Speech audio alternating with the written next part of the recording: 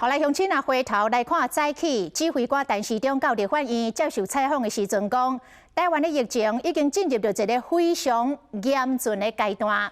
讲即摆是全民动员积极抗疫的时阵，讲这毋是滚算笑的。讲即届只要围堵这个病毒小可来失角差，安尼台湾的疫情境界真紧就会进到第3级。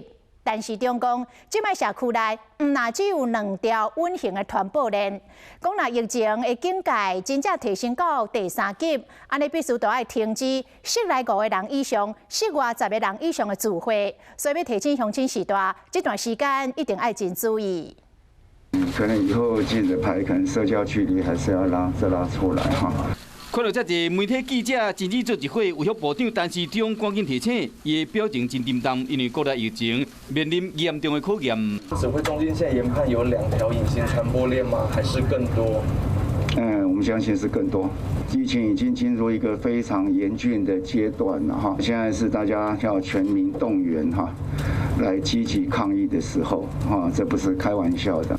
去立法院报告，我特别去到立委的身躯边啊，讲到疫情真严重，面临社区内已经出现2个不明感染源，都将疫情的境界提升到第2级尔，有可能会阁升级。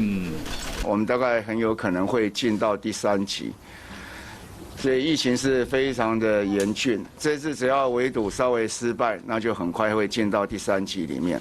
今日增加16例本土病例，指挥中心宣布新的防疫措施。有关新北市长还有疑讲，高危险的所在应该全面的检验，但市长态度有较保留。这只会让这个情形更乱，但是我们现在的要扩大筛检是必要的。有关注预防射速度敢会使搁较紧的，但是中嘛讲，只惊资料上慢，唔惊做无。温馨的传播链出现伫社区，防疫千万袂使大意。